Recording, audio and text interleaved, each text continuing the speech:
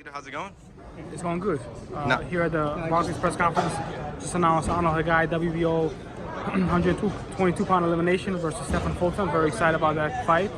Arnold is in LA training with Joe Houston.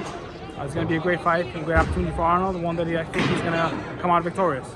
Now, coming up, there's obviously a big fight with Fulton, puts it into I believe a WBO contention. WBO eliminator. So Arnold is number 2. Yep. So winning this fight is going to become the mandatory contender. Now, obviously you have a huge stable of fighters coming up. I want to kind of talk a little bit of the fights coming up.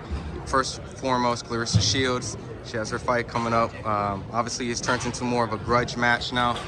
Can we talk a little bit about, overall leading up to this fight? Well, I think it's a great fight. Very excited. Ivana is obviously coming to win. She feels that she's on a mission. Clarissa is trying to make history again, being the fastest ever 3-division world champion. Men or women, just boxing. Man or woman, yeah. And usually people go up in weight. She's coming down in weight, which is a challenge in itself. She was in Vegas last week watching Amanda Nunes. Alicia Napoleon is fighting on the undercard. Yep. If she wins and Clarissa wins, the plan is for both of them to fight one another later in the year. Amanda Nunes and Clarissa have been talking back and forth, so there's a lot of possibilities. But when fights like this happen, it's very important to stay focused on the goal. She has a very tough fight in Ivana Habazin, who really truly feels that she has a point to prove.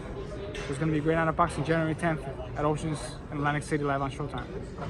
Now, just curious, going back to the Amanda Nunes thing, she was there, she was doing a little shadow boxing in the octagon and things like that. Like, coming from her promoter, how comfortable do you feel the idea of her going to like an MMA? Is that even a thing? MMA with Amanda Nunes as a first fight off, I don't feel very comfortable because Clarissa doesn't have any wrestling experience, grappling experience.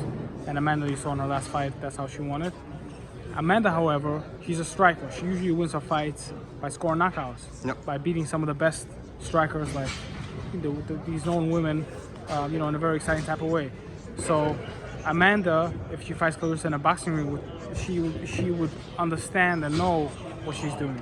Clarissa in the octagon, wrestling, she's never did it before. Because there's no part of boxing that includes wrestling. There's a part of UFC fighting that includes striking, and Amanda is a striker, so that's why the boxing ring seems to make the most sense for the first fight. But however, Clarissa said that she would consider doing it, doing boxing and UFC. I think if that happens, Clarissa would have to do a couple of fights, in the octagon to get herself comfortable with that. But the first one, I think, has to be in a boxing ring. Okay. Now, and it'll be a mega event. Huge event, Oh, yeah. Talking about the GOAT in one sport, GOAT in another. It'll be very interesting to see who comes out. Now, I want to ask about Jarrell Miller. Is you and Jarrell Miller still working and coming up? Any updates on his upcoming fights? We're working on it, hopefully very soon. Okay. Any promotional deals or any type of? I know Top Rank has been rumored to kind of reach out to him, and is that a possibility? That is a possibility. It's something that we've discussed for a while now, and it looks very good. Looks to be a very good, promising deal, and so we'll see if that can work out. We certainly would like for that to happen.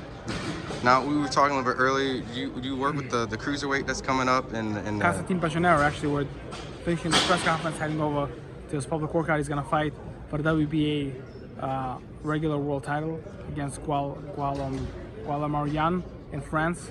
Better than I can say it. Yes. Very excited about that. So it's been a busy month. And, Constantine has been one of these guys.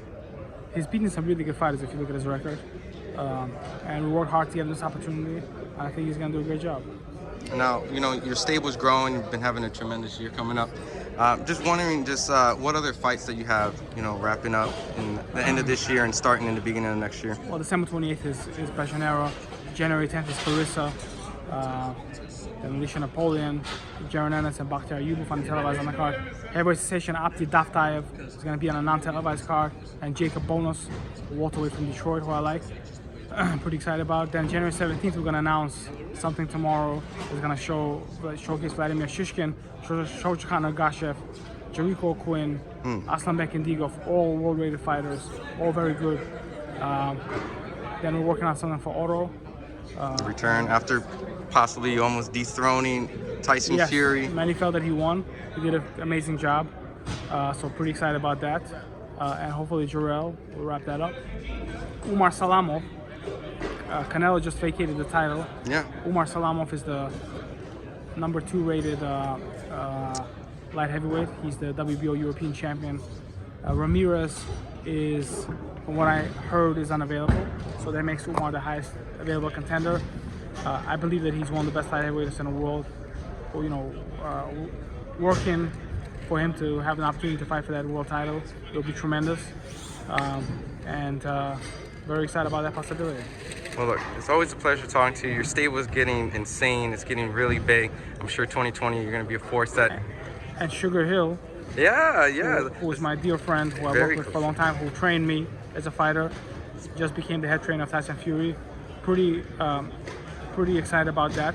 Sugar's in Detroit now, training Vladimir Shishkin, Shojikan Ergashev, Abdi Daftayev, Alsan Bekindigo, Jacob Bonus.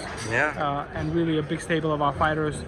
And I always knew that he was one of the best trainers in the game. Very happy that he's getting that big opportunity. He had Adonis Stevenson, Anthony Durrell, other great fighters, Cornelius Bundridge. Really, you know, very experienced guy, great trainer. And, you know, those that felt the fight was close, I think to me, now Tyson Fury, you know, leveled up as a favorite because of that, yeah. Awesome. Look, I'm excited to see the best. Everyone definitely check out Demetrius Salita Promotions, and we'll definitely see the. Thank you. All right, man.